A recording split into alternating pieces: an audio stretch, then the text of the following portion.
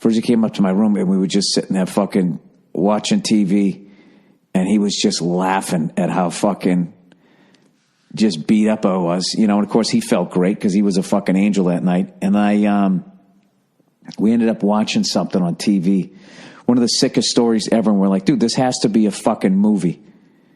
And of course, in the end, they said that they were going to turn it into a movie. It was basically about this guy, right? It was this fucking show about serial killers. So, of course, we're going to watch it, right? And I'm sitting there eating a fucking burger, you know, just trying to, you know, grease always fucking offsets the fucking alcohol. It's awful. I'm out of shape again, guys. That's what I'm trying to say. So we're watching this thing about fucking serial killers. And the whole time they're talking about this drug dealer kid. And we're like, how the fuck does this... And they keep showing this serial killer guy. It's like, and they're showing the drug dealer older, you know, and not in jail and all that shit, going, what the fuck happened? You know, just the way they put it together, it was riveting. You're like, what the fuck is going on here? So basically what happened was, there was this kid, right? He played football. They called him the assassin because every game he ever played, he took somebody out, right? Was it the assassin? Was that Jack Tatum? Now I forget. It was something like assassin. So he fucking, and just movie star good looks. All right? And he's the star of the football team. And the lady's sitting there interviewing him, going, as he's walking around his high school, going like, so you were basically a legend here. And he goes, yeah, I was. He wasn't being arrogant. He said, yeah. He goes, they retired my jersey. They had like pictures of me up on the wall and all that, blah, blah, blah, blah. All the women loved him. I mean, this guy was just like, he looked like a movie star and his life was a movie. So his big Achilles heel was he didn't have money. And he wanted to keep up with the rich kids. So he started dealing drugs, and he ended up being really good at it. And by the time he was like 20 years old, this fucking guy was making like $1 million a year. Crushing it, right? He's got a fake, you know, wall in his walk-in closet where he's got another room where he's keeping all the money in a safe. He's throwing all these fucking crazy parties. And it almost seemed like this American Greed type story as opposed to this serial killer thing. And they keep going back to this serial killer fucking piece of shit who's killing these girls, these teenage girls. So long story short, he's laying in bed one night and he's just thinking, I got to get out of this life. I'm so sick of looking over my shoulder. I can't do this anymore. How am I going to get out of this? But he's addicted to the money. He's addicted to the life and all of that type of stuff. And he hears this rattling on the door. And I'm thinking, oh, fuck, it's the serial killer. And he obviously fought the guy and won. What the fuck happens, right? All of a sudden the door fucking blasts open. And all these fucking, is it the ATF that shows up when you get busted as a drug dealer? Was that alcohol, tobacco, firearm? I don't know what the fuck it is. So anyways, they fucking come, FDA, Food Drug Administration, the Chicago Transit Authority, I don't know what the fuck it is. Whatever the fuck that thing is, they come fucking blasting through the door. Run up, you know, a bunch of guys with the fucking miner helmets on, with the fucking Uzis from a Steven Seagal movie. Go, get on the ground, if you fucking look at me, I'll blow your fucking head off. And the whole thing was over. And he disgraced his family name. And they never said it, but I imagine they probably took his fucking pictures down off of the high school and all of that type of shit. You know, did some OJ shit, right? Take all his trophies and all that fucking shit. So it's over, right? So then he's sitting in jail. And they try to get him to flip. And this is just some fucking kid from the suburbs, right? So I'm thinking, well, he's out. He must have ratted somebody out. So he doesn't rat anybody out. He's like, I'm not telling on anybody. So then they're like, all right, well, fuck you. So now you're not going to help us out. We're going to fucking give you, you know, the full extent of the law. We're going to prosecute you. So they gave him 10 years. The guy gets 10 years. He's in like a minimum security because, you know, he didn't really have any violent past or anything. He was just getting people addicted to drugs. That's all he was doing. So his dad is devastated and all that shit. And he goes to jail. And meanwhile, this serial killer guy is out there killing these girls. So I'm thinking, what the fuck? And they keep going to commercial. Me and Verzi are looking at each other going, how the fuck are they going to tie this fucking thing together? So long story short, they ended up catching the serial killer guy. I forget how he fucked up, but they ended up catching him in one of those things where you seem like relieved and all of that type of shit. And but he had this thing where he wouldn't admit to all of them, and if you came at him, he would just clam up and wouldn't say shit. So he ends up going to jail for like either 1 or 2 murders for life. He's never fucking getting out. So meanwhile, there's all these parents whose daughters were killed by this guy, and they don't know where they are, and all they just want is the body. They want fucking closure. And these parents are just tortured by this fucking thing, all right? So they're trying to figure out, because he won't talk to them, he won't tell them anything. And he's also in denial, and he keeps going like, actually, I didn't kill him, and blah, blah, blah, blah, blah. And then one day he'd be like, oh, I did, and I blacked out, I don't remember. Like, the guy was just a fucking creepy goddamn mess, right? So they end up coming up with this idea that they need a charismatic person to talk to this, to befriend this serial killer, gain the guy's trust, and maybe he'll tell him where, like, the bodies are and that type of shit. So they go to this fucking dude, Captain America. You know, the football player, the movie star looking guy who fucked his whole life up because he got involved in drugs, right?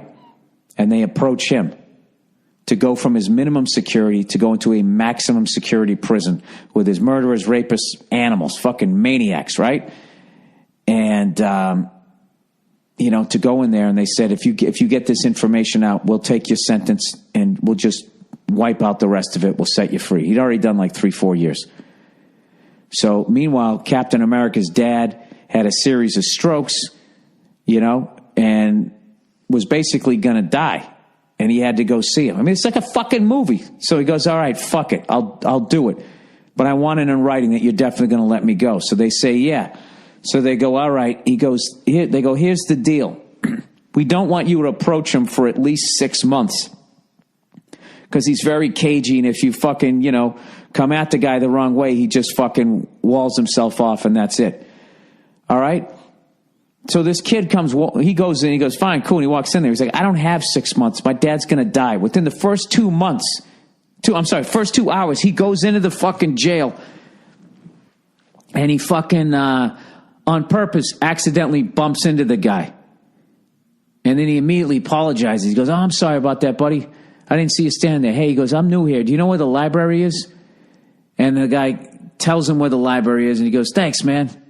You know, and he said something to the effect of, yeah, you're a good guy. Gives him a little slap on the shoulder. That's it. And goes to the fucking library. And they set it up where his cell was right across the hall from the other guy.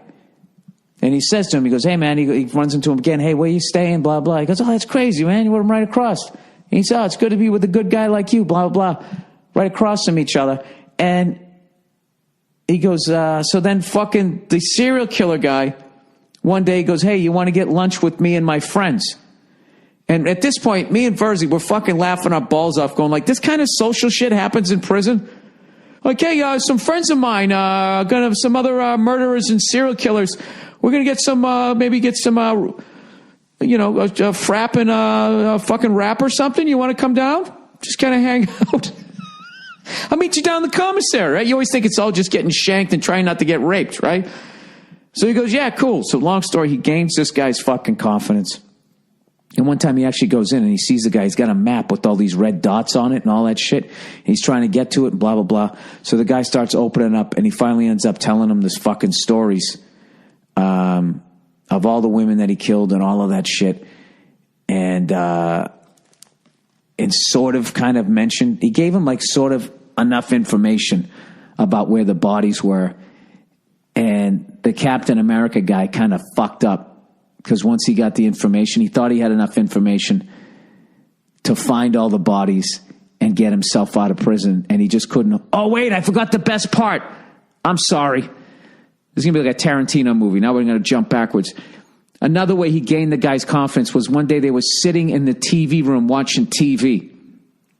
He's sitting next to this guy, and this big fucking giant dude just gets up and turns the channel without talking to anybody. And as he turns the channel, the serial killer, who was like a meek little guy, and he just kind of went, he just sort of said out loud to nobody, he was like, hey, I was watching that.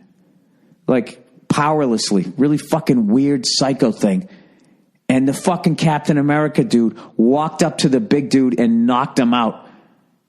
just beat the guy's ass, hit him with an uppercut, fucking forearm shiver, and just sent this guy flying through some chairs.